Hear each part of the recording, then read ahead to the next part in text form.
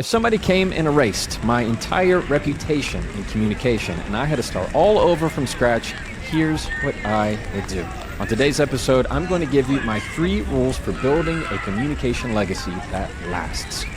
Welcome to the Jefferson Fisher podcast, where I'm on a mission to make your next conversation the one that changes everything. If you're listening to this podcast or watching it online, I'm going to ask you to go to the place, whether it's with your thumb or on a mouse, go to the place where it says subscribe or follow, or where there's a heart or a comment, and I'm going to ask you to please follow this podcast, subscribe. Why? Because it tells the platforms that what you're listening to or what you're watching is valuable content. So for me to you, this is my promise that I'm going to continue to deliver the best quality content that I can. I really try to do quality over quantity and give you stuff that's practical, easy, and you can use right away. And if you find it useful, I'm going to ask you to follow or subscribe. Thank you. Today's podcast is sponsored by Cozy Earth, and I love having Cozy Earth as a sponsor because, well, I use the stuff. I wear it almost every other day, and their sheets are on my bed right now. It's probably the most comfortable bed sheets I've ever used. My wife loves their pajama sets. In fact, my mom she has heard about it so much, she's getting her own pajama set. So I'm gifting her one. She's very excited about it. And I just love it. I love it when I travel. If you are like me and you like to wear comfortable stuff, you can go to cozyearth.com/Jefferson and use the code Jefferson for 40% off. cozyearth.com/Jefferson and use the code Jefferson for 40% off. I promise you won't be disappointed. Okay, if my life was on a big whiteboard and somebody came with a rag and just wiped it all, and I had to start all over in building a reputation in how I'm going to communicate and make people feel, this is what I would do. Here is my blueprint if I had to start all over from scratch. You ready? Number 1, I'm going to speak as if every word matters. I'm going to talk as if every word matters. Now, you might think, Jefferson, that sounds like a lot. It's not. I'm not saying you have to go, just a minute, let me think about it every single time you talk. That's not it. It is a mindset. It is a mindset that what you say today, affects everything about who you will be tomorrow, how you'll be talked tomorrow. In my book, The Next Conversation, one of the first things I teach in the essentials is that your words have a ripple effect, meaning what you say today affects everything else in your life. Communication touches everything. How you talk to the person behind the counter or the waiter or waitress affects how they talk to their family when they go home. How you talk to your friends or people that are strangers affect what they think about you. How you talk at work affects how you move up in your job. How you talk to your kids affects how they will talk to their kids. People you will never meet are affected by your words today. And that's including words you say to yourself. I came across something on social media that really hit me hard. I wish I took a screenshot of it. But the essence was this. Every time you act, you're trying to make 2 people proud, or you're trying to honor 2 people. That's your younger self and your older self. And that was almost a mind-blowing concept to me of when I choose to say something, I am saying it sometimes for my younger self, to stand up for myself, to make them proud of where we've come. You've made it. You're okay. And also what I say and do for my older self, the person who's going to have to live with the consequences, the person who's going to have to pay the cost. So it was just a great way of kind of putting a spectrum on it. The younger self, the 5-year-old, 8-year-old me, I can see it with my big, bottle glasses, and my older self, who hopefully still has hair. What am I doing for that person that I could be choosing to do today? Every word matters. Your words have a ripple effect. And so when you say, okay, what's the practical effect of that, Jefferson? What do you do? Here's what I would do. I would understand that when I speak, I'm going to speak in a positive way, meaning I'm going to use positive words. Why? Because then I will be feeling more positive to myself, meaning I'm giving myself positive words and I'm sending out positive words. If I'm being generous with my positive, uplifting kindness, I'm going to receive that back. And it works in a loop. You know those people, they go, oh, they're so nice, they're so pleasant. You know why? Because they're generally nice and pleasant. They say nice and pleasant things. If you say, I really like that person, most likely what you mean is they said nice things to you. Like rarely do we see the hidden act of kindness from someone. That's rare. Like, yes, actions can speak louder than words. They're not a replacement for them. It's your words. You remember how a friend talked to you when you were on the playground, when you were 6 years old, and if it would brought you up or put you down. You remember it. You remember what your parents said. You remember how your grandparents treated you. Everybody has a memory that is tied to how people's words affected you. They remember it. I can remember getting in trouble in PE, which was like our recess kind of class, because this kid and I got in a spat, and I remember the coach coming up and saying, sticks and stones may break your bones, but words will never hurt you. And I thought, what an odd thing to say. I was like maybe 7. I even just remember going, yeah, that's such a weird thing to say. That's just not true. Our words matter. Our words truly matter. So when you choose to say uplifting things rather than negative things, you're going to start and build a legacy, a reputation that is built upon that. You choose the words that you want to make people feel. So your words are who you are. Put in a nutshell, what you say is who you are. People only experience you based on what comes out of your mouth. That's really how they base your entire personality. One of these days, every one of us, we're not going to be on this earth anymore. And the people that, when they are at your funeral, and you've been to funerals, all we think about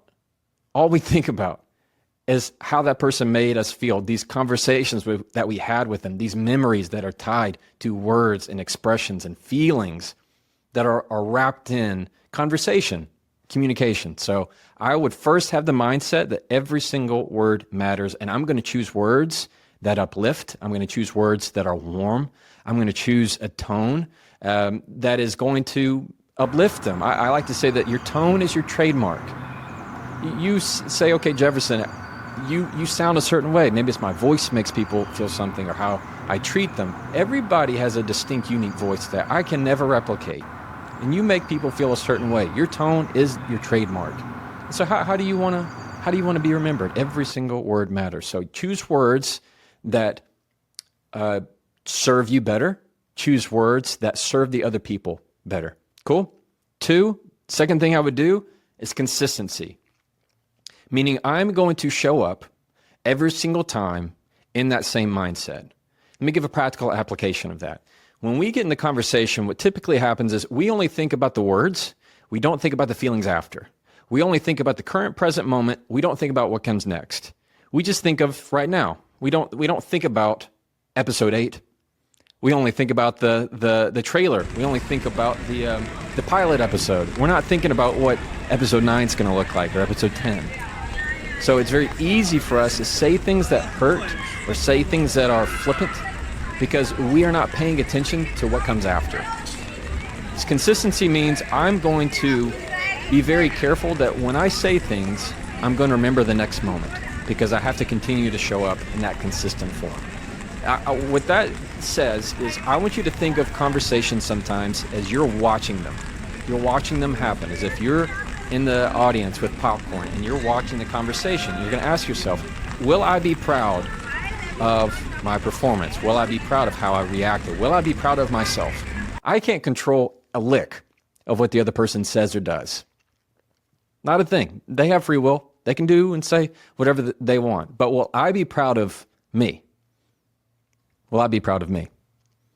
I can remember my parents getting on to me and my siblings, and I would say something, well, my sister did X, Y, and Z, and they're going, I'm not talking to your sister, I'm talking to you.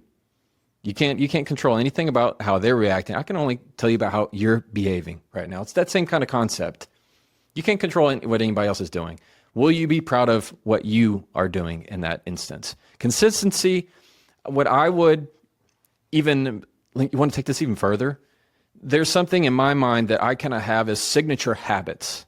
I would create a signature habit, and that is, what are you going to be known for and what you continually show up to do? So maybe your signature habit is, I'm somebody who's very quick to apologize. I'm somebody who If somebody wants to get in line, absolutely, I'm going to let them in. My signature quality is that I don't mind if somebody merges right in front of me. Go right ahead. My signature, my trademark is how I am going to always end the conversation with a compliment, or how I shower people with compliments that are genuine, or how I end a conversation with, is there anything else I can do to help you? What is your signature action that it's a habit that you can continually be as yours? Everybody does one. You probably one's already come up to your mind of like, this is what I feel like I do every single time. It's become your trademark. It's your signature habit. And these are important because they show up as your continued legacy when you're building that. And that's part of consistency. So number one, we talked about using words that are more uplifting and using positive words. Number two, what I would do is make sure I'm solidified on a signature habit. For me, what I like as my signature habit is I want to make people feel very warm. That is my habit. This is what I love to do. I talk the fastest I ever talk, really, when I am in my car, on the social media, or on a podcast, because you have to get information out pretty quickly. In life, I'm a little bit slower, just a little bit slower. And maybe you're listening and going, Jefferson, you already talk pretty slow, man. Well, my default is even slower than this. And I like to make people feel really warm.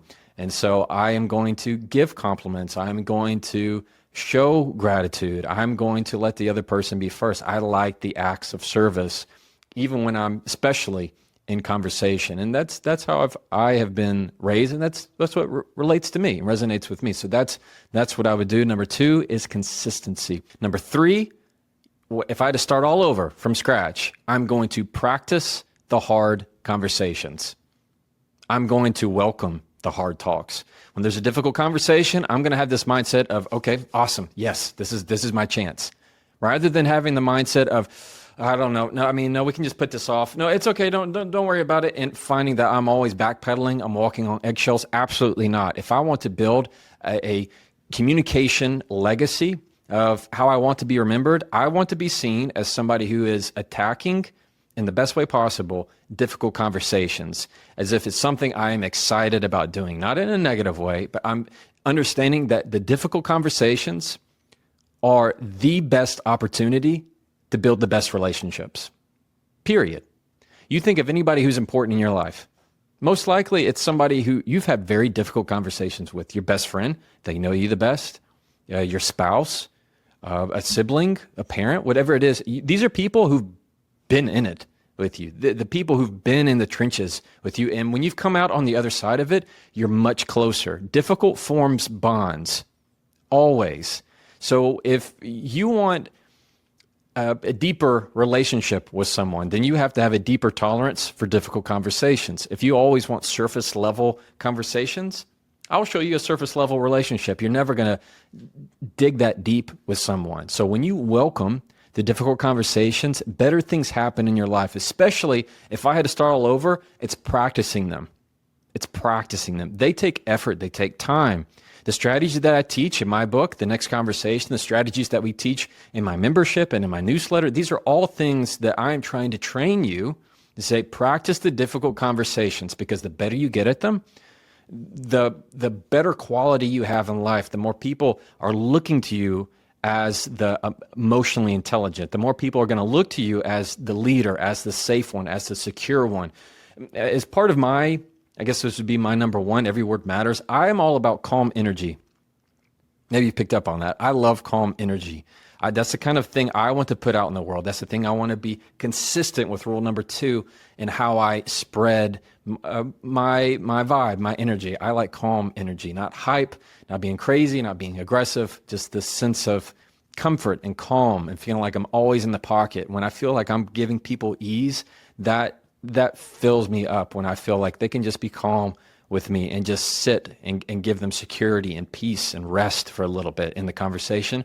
That's the kind of stuff that touches me. So if I had to build all over, I'm going to make sure that the difficult conversations are things I never shy away from, ever, ever, ever, ever.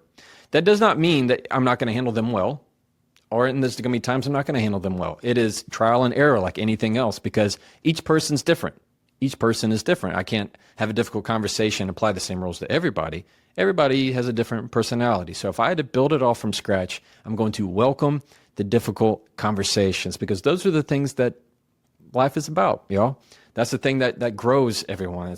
These are the things of what makes life beautiful. You have the hard conversations, because when you come out on the other side of them, there are just better things that you feel like you can be really proud of yourself about. When it comes to difficult conversations, another thing that I would make sure that I do, and we talk about this in rule number 3 of my book, is creating your manual. Rather than giving somebody my remote control for my emotions, I'm going to start my manual very early, meaning these are my do's and my don'ts, my instructions, my rules of the game for how to communicate with me and how I'm going to communicate with others. That might mean I need to set aside my extremes. I will always do X, Y, and Z. I will never X, Y, and Z. When I have I do not accept, I do not allow, I do not you name it, I'm going to have my encyclopedia here of where I need to have a reference guide of, if you want to talk to me, here's my manual. So instead of this, you can't talk to me that way. My manual, if you go to page 8, line 3, paragraph D, you're going to see I don't accept that tone. You hear how that's very different? That's the kind of thing I would start to build right away, is making sure I have my manual. I'm not going to people please. I'm not going to feel like I am just getting walked over, that I can't speak or be assertive enough. I'm going to understand that my manual is something that I'm going to use to my strength. So welcome the difficult conversations. When it comes to building a legacy in communication, you understand that communication touches everything, where you want to be in your life. And if I would be wagering to bet that if you're listening to this podcast, you know that to be true. Communication touches every single thing, whether it's at work, how you doing your job, how you manage other people, your life at home, from the boardroom to the living room. Communication touches everything. So when it comes to you building your own legacy, your reputation, what I hope and my prayer for you is that, one, you're going to remember that every word matters, and it starts today. That's the key. Nobody has to erase anything. You can actually start today. You can start today. I can start today. Everything you want to change can be found in the next conversation. You just choose to use better words. Understand every word matters, and use words that uplift you, that are more positive. Be very intentional how you give compliments to people and mean them. Share that act of kindness. 2, show up with consistency. Have those signature habits that you are known for, and understand that your tone is your trademark for everyone you talk to. And 3, welcome the difficult conversations. When you always avoid them, when you always put them off, or you hesitate to say the right thing because you're afraid to disappoint them, that does not help anybody, and it only hurts yourself, especially in the long run. And if you remember, you're doing it for really 2 people in your life, either your younger self or your older self. For the sake of those 2 people in your life, you can picture them in your mind.